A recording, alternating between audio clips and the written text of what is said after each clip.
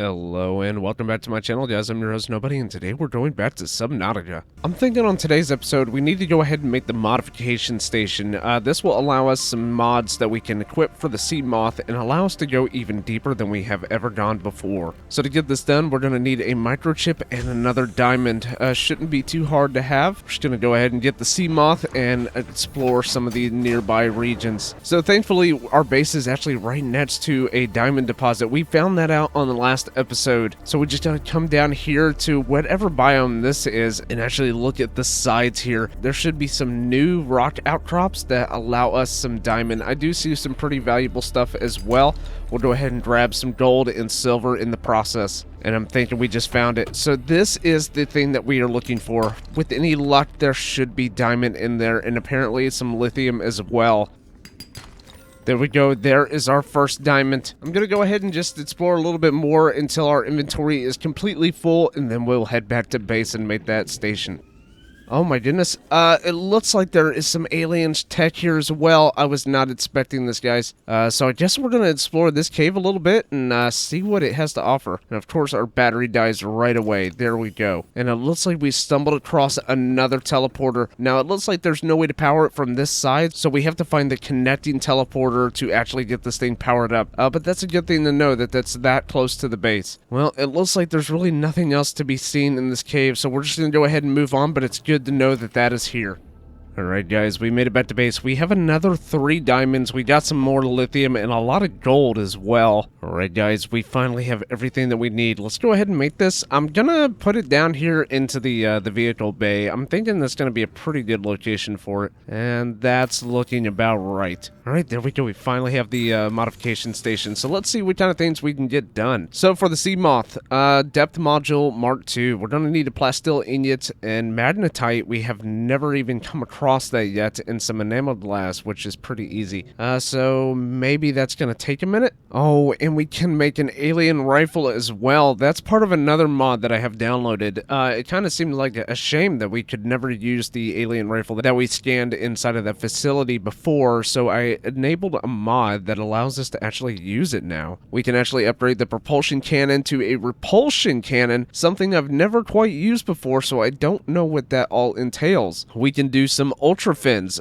Takes 2 silicon rubber in the fins that we already have, so that's going to actually speed us up a little bit, and I'm thinking that's something I'm going to do. Over here in the air tanks, we have the lightweight high capacity tank, which we unlocked in the last episode, but then we have the ultra high capacity tank that we, I believe, unlocked in episode number 2. I'm going to go with the ultra high capacity tank over the lightweight high capacity tank. I'm not quite sure what the difference is, but I'm thinking that this one might provide us some more oxygen, so let's go ahead and do that. So we need 4 lithium, and I'm thinking I have 4 lithium, so let's see. So yes, we only have 3 lithium, but thankfully, again, I think we have some lithium actually right beside us. I'm not even going to take the sea moth out because I do think it's that close, guys. Alright, here we go back to where we were, and I'm thinking the lithium should actually be kind of on the ground here. We shouldn't even need to bust open any of those outcrops. Now we can see, once we get the prawn suit made, we can actually come down here and there's a huge deposit of lithium, so I'm thinking there may actually be just lithium on the walls here somewhere. Okay, also we found a Cyclops bridge fragment. Let's see what this does for us. And that unlocks that. So the Cyclops is actually kind of weird, where you actually have to unlock certain parts of the vessel itself in order to construct the entirety of its hull. We don't even, I think, have the engines made. We still got quite a ways to go before we can actually fully utilize that and actually build the Cyclops, but it's good to know that we are on our way to doing that. Alright, so I'm thinking all we gotta do is unequip this. Here we go. Go over to the modification station, and there we go, the ultra high capacity tank. So I believe it was at 135 before. Let's go ahead and see what it's gonna do now. Definitely blasting past that 135. 225. Man, that is a healthy chunk of oxygen. That was definitely worth going out for. Alright, so seeing as we unlocked the Cyclops in the last episode, let's go ahead and see what it takes to actually make that guy. And by Cyclops, I mean the prawn suit. So we got our 2 aerogel. All we need is enameled glass and 2 plasteel ingots and we can have it made. We have the diamonds for it already. And we have something over here, the platforms. So this is also another mod. So we have the Neptune launch platform. That's part of the standard game, but if we go right below it, we have the habitat platform, which is another mod. It basically makes a floating little island of sorts that we can build off of and make a floating base if we wanted. All we need is 2 titanium ingots and a computer chip. We already have the lead. I'm kind of debating whether or not we do that. I might, but right now I really want to just get this prawn suit made. So the plasteel ingots, I'm not quite sure what that's going to entail in us making, but let's go ahead and look at it.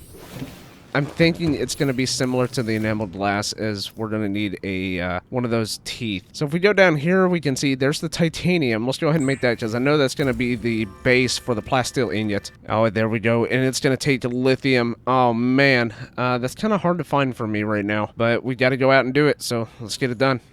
Alright guys, we've made it back. We got a few diamonds, but we only have 2 lithium, so hopefully that's going to be enough to get this thing done. Alright, plasteel ingot number 1. No, it's going to take 2 lithium apiece. Man. Alright, so I'm thinking we're going to try somewhere different. So over here in the red kelp fields, I actually seen these little cave connections here, and I'm thinking it might lead us into a more prosperous biome here. And I am seeing what looks to be like quite a hostile thing down there, so we are going to have to be a little careful. We're already at 200 meters, so we don't have that much leeway as far as depth is concerned, but hopefully this area will provide us a little bit more benefit as far as these minerals are concerned. So I'm already seeing an outcrop here. There we go. We already got 1 piece of lithium. It's already proven to be beneficial that we're here. The conditions in this cave support a microcosm of unique, possibly predatory life forms. Yes. Detecting an artificial structure somewhere in the region. Okay. So there's going to be some kind of shenanigans going on in this cave. Definitely something to look forward to. We're seeing another outcrop. Hopefully not a diamond. It's a piece of gold. Alright, I guess we're going to try to scan one of these little mushrooms. They seem interesting. It's called a jelly shroom. I'm curious what would happen if we cut it. Do we get... Yes, we actually do get something from it. Alright, so it looks like we have a little bit more depth to play with. I'm going to go down here. Hopefully not face anything, you know, too harmful in a very enclosed space. And I'm thinking we can scan these big guys. No. Seed fluid intake. Okay. Alright, there we go. Last bottle of water. Oh, look at that. Proposed something habitat. Okay. I did not even see the beacon until we just rolled right onto it. We're still about 100 meters out. Hopefully we can get to it with any luck. There we go. It just spawned in. Nice. So let's see. We're gonna definitely try to park the sea moth a little bit away, as we don't want it to be too close in the way of these guys. Alright, and here we go. Sea glide down for the win. Okay, so we got some thermal plants. I'm not quite sure if we have this unlocked yet. I'm gonna go ahead and scan it. Yeah. Oh, man. Come on. There we go. Die. Alright, so there's jellyfish right inside, so we definitely have to be a little mindful of that as well. Stasis rifle, we already have that. Alright, so how are we going to get into this guy? Definitely got to be a little vigilant. I hear some war cries. Alright, let's just go ahead and try to give it some 1-2. There we go. It didn't really seem to do much. And I touched the fucking jellyfish. Alright, water filtration machine. Nice. There we go. It was a 1-piece deal. Now, where is the damn opening for this thing? Ah, here we go. Alright, be careful of the jelly. Let's go ahead and bust out our scan tool. I'm sure there's going to be plenty of things to scan. And here is a PDA as well. I thought it might get claustrophobic living underwater. Father feels it is. He'd tell me it was childish. But I stare out the window and sometimes I think how lucky I am to see this world up close. Back on the island, I wouldn't have believed the creatures that live down here. The fish, they glow. There's one that's 90% eyeball. Snakes twice the length of a habitat compartment. Certainly, it's not all friendly. Most of the plant life is toxic. Learned that the hard way. But I've managed to coax some marble melons into growing indoors. And when they don't cover our dietary needs, well, we eat the fish themselves. It's a bit gross, but it's nothing they wouldn't do. I've been attempting to document my findings. Father approves. He says understanding is power, that the more we know about this planet, the more we can use it to our advantage. I'm just doing it because it's fun. It's not easy without proper equipment and network access, but the old-fashioned way, observing, taking notes, testing theories, shows me the world in a way a spectroscopic analysis never could. Lately, I've been watching the crab snakes. They ambush their prey as it tries to feed on the mushrooms they hide in. What they don't eat settles on the seabed, which fertilizes the mushrooms, which feeds the herbivores, and so the chain continues. Co-evolution gives me the fuzzies. Ooh, we killed it. We killed it. All right, crab snake. All right, so oh no, the entry, man. Well, damn, that sucks. I didn't mean to override the PDA message. Really gotta avoid these mushrooms or I'm gonna die. Or these jellyfish. All right, here's the last PDA. Something incredible just happened. Since we're down here, I had this plan to build equipment and study the life forms we were encountering, but I didn't have enough enameled glass. So, I started looking for a natural substrate that would strengthen the glass we have, and those stalker teeth we've been finding fit the bill. Only, well, we needed more. That's when Marguerite got interested. She actually listened to me, more than I can say for father, and I worked up the courage to talk about my more tentative theories. When I told her they were attracted to metal deposits, that their teeth get dislodged when they pick them up, her eyes narrowed and she dashed out of the room. 3 hours later, she came back, her pack loaded down with stalker teeth. I asked her about it. She shrugged and said my theories were good. Said she had the meeting out of the palm of her hand. I think she meant it literally. She is incredible.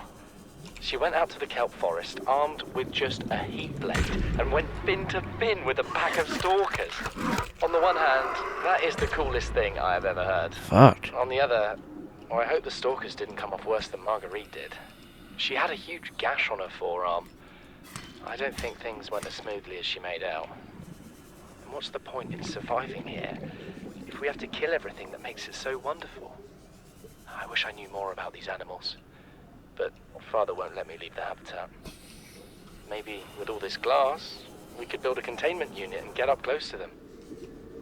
Seek fluid intake immediately. So here's another PDA. I'm gonna go ahead and pick up this last one I seen. She wants to build a habitat 500 meters below sea level, more than a kilometer northeast of here. She needs Bart and I to do it. She's got it into her head that she can save us if she just acts recklessly enough. But I've hauled Star Wars to Neptune, Plasteel to the Federation. This family operates 9 different mining colonies across the Ariadne Arm. Maida thinks she's better suited to lead. Her contract still says otherwise. I just cannot damn well tell whether it's the stupidest idea I ever heard, or my only hope. I turned 80 years old last week. I thought I had another 80 in me, but marooned on this planet, there's no swapping out of my liver when the old one fails. Here, I'm mortal. And Maida is useful. So, it's my responsibility to make a decision. Return to the island and hope whatever knocked the Degazi out of the sky won't do the same to the rescue ship. Or take us deeper in search of answers. And all the while be hoping old age gets me before the sea monsters do. I'll give Maida just one thing. She was right about these caves. There's enough lithium there to fabricate 100 tons of plasteel.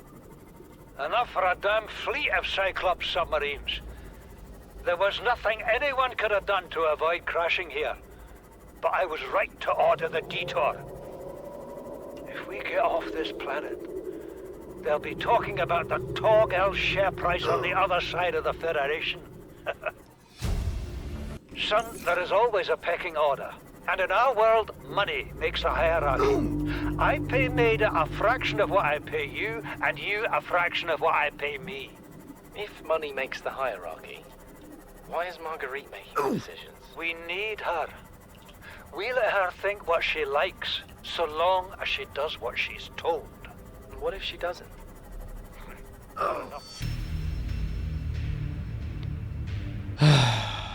Damn, guys, I tried to get back in time. I really did.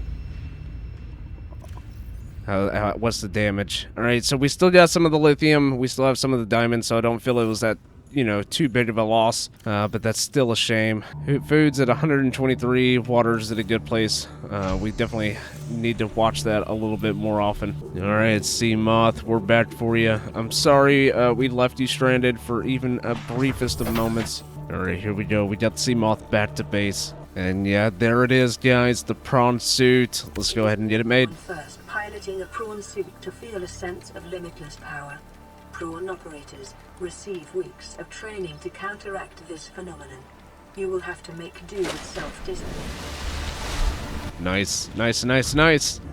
Welcome aboard, Captain. Beautiful. Now, the prawn suit's always stood out to me. He's always had a very unique voice as compared to some of the other AI in this game. So, right now, he's basically useless. He can go 900 meters, which is incredibly deep, which is going to be highly valuable for us in order to get some depth modules on the sea moth itself. Now, let's see.